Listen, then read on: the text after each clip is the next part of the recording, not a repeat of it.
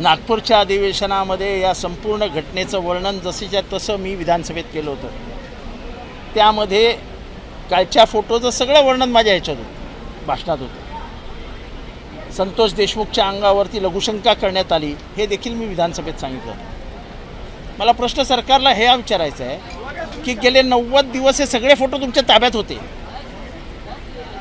ह्याची सगळी माहिती सरकारला गेले 90 दिवस होती। मग हे सरकार इतकं निर्दयी आहे की सगळी माहिती असतानाही धनंजय मुंडेला लपवण्याचं काम करत होती। उपमुख्यमंत्री असो की नाही, नैतिकता नैतिकता नैतिकता ही फोटो काय दाखवत होतं?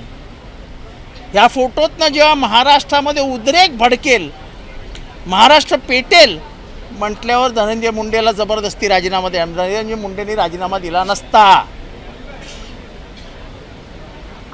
पण मग या 90 दिवसाचं काय आणि या सरकारच्या असंवेदनशीलतेचं काय हा प्रश्न महाराष्ट्र विचारतोय ना आता, की तुमच्या हातात फोटो होता, तुम्ही काय केलं?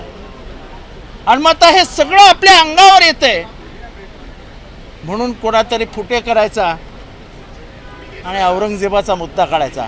औरंगजेबाचा ची स्तुती सुमनं गाणारा महाराष्ट्रात पैदा झालेला नाही, हिंदू असो अथवा मुसलमान, तो औरंगजेबाची स्तुती सुमनं गाऊ शकत नाही।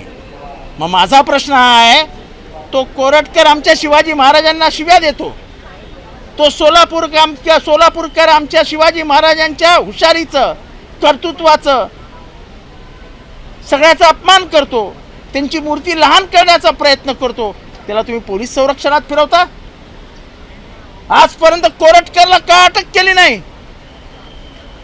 शिवाजी महाराजांचा उघडपणाने अपमान करणारा कोरटकर सोलापूरकर या सरकारचा नातेवाईक आहे का?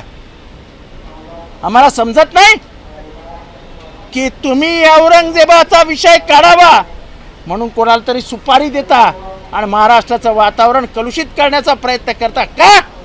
तर तुम्हाला कोकाटे आणि मुंडे अंगावर येताना दिसत आहेत।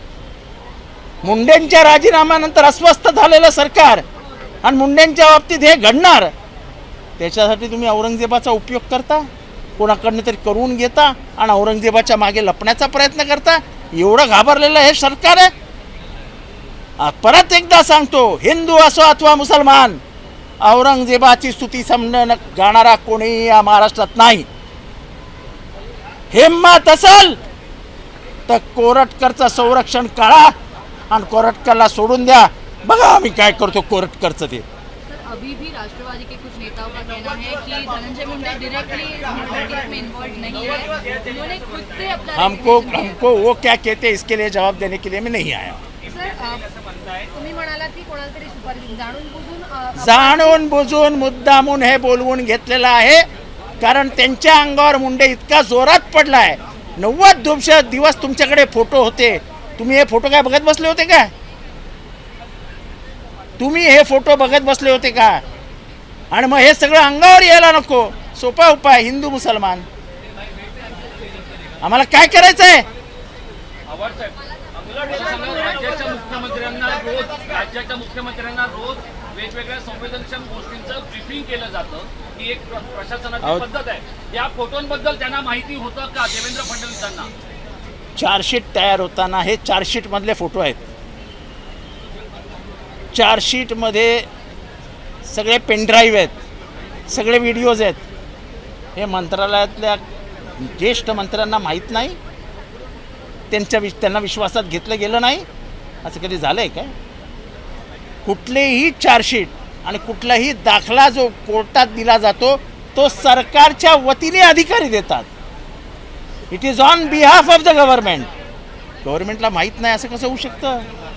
आणि मग एवढ्या निर्दयी हत्येचे फोटो हातात असताना तुम्ही त्यांच्याबरोबर कॅबिनेटमध्ये चहा, वडे, समोसे, खिचडी हे सगळं खाता? अरे एवढा निर्दयी, एवढा क्रूर हत्या झाल्या असताना तुम्ही त्याच्यावर बसू कसे शकले? तुम्ही महाराष्ट्राची द्रोह केलाय, महाराष्ट्रापासून हे फोटो लपवून ठेवले आणि आता जेव्हा तुमच्या लक्षात आलं की हे फोटो आपल्या अंगावर येणार तेव्हा राजीनामा झाला। आणि त्या राजीनामाचं गांभीर्य तुम्ही किती प्रयत्न केला तरी आता हा चिकटलेला डाग निघू शकत नाही।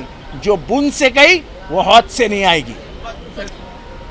दुसरी गोष्ट, हे जाणून बुजून कोणाला तरी सांगायचं की तुम बात करो औरंगजेब के बारे में, मग सभागृहात आणायचं. हे नाटकं बंद करा हो, बंद करा ही नाटकं. औरंगजेबाबद्दल स्तुती सुमनं गाणारा माणूस महाराष्ट्रात नाही, हिंदू अथवा मुसलमान. आमचा प्रश्न आहे, शिवाजी महाराजांचा अपमान होतोय, इंद्रजित सावंतांना धमकी दिली जाते. कुठे तुम्ही त्या कोरटकरला पोलीस संरक्षण देता? काढा पोलीस संरक्षण आणि फिरवता त्याला एकट्याला. आम्ही बघतो काय करायचं ते. प्रशांत कोरटकरला 11 दिवसातच जामीन देण्यात आला आणि त्यानंतर धनंजय मुंडेच्या नाही रे बाबा, सीएम सरांनी याला यापूर्वी देखील 2 वेळा राजीनामा देण्यासाठी सांगितलं होतं, मात्र अजित पवार आणि त्यांच्या मंत्र्यांनी ते ऐकलं नाही. असं आहे की शेवटी सीएम इज द बॉस. साहेब, या राजीनाम्याची चर्चा करण्यासाठी उपमुख्यमंत्र्यांच्या देवगिरीवर जाऊन ही चर्चा झालेली आहे. एकूणच सगळं कॅज्युअली घेतलं गेलं का या राजीनाम्याच्या संदर्भात? मला हेच कळत नाही की हे म्हणजे त्यांच्या घरी जाण्याचं कारण काय. का अजितदादा आग्रही होते राजीनामा घेणारच नाही म्हणून? हे काय महाराष्ट्राला कळणार नाही. हे आतल्या गोष्टी आहेत. पण प्रश्न आहे की 80-90 दिवस हे फोटो सगळ्यांना माहिती होते मंत्रिमंडळातल्या. मग तुम्ही या मंत्रिमंडळातल्या फोटो माहीत असणाऱ्यांना विचारतो, तुम्हाला हृदय नाही आहे का? इथे हृदयाच्या जागी दगड ठेवलाय का? अरे त्याच्या मुलाबाळांचा तरी विचार करा. आणि आता महादेव मुंडेची बायको बसली उपोषणाला, तिला तरी न्याय द्या. रामकृष्ण बांगरांना बोलवत द्या, त्याला न्याय द्या. किशोर फडच्या आई वडिलांना बोलवून घ्या, त्याला न्याय द्या. बापू अंधाळेच्या मर्डर केसमध्ये न्याय द्या. अशा मी 15 मर्डर केस संध्याकाळपर्यंत देतो आणि मी अपील करतो गव्हर्नमेंटला की तुम्ही हे गुन्हे दाखल करा आणि न्याय द्या.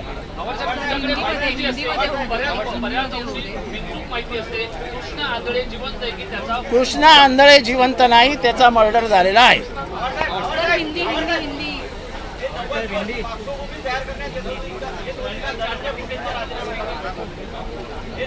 नाही, आमचा प्रश्न आहे की तुमच्याकडे फोटो होते ना, हे फोटो इतके घाणेरडे, इतके व्हिडिओ इतके घाणेरडे होते, तुम्हाला माहित नव्हतं का? मग कसली वाट बघत होतात?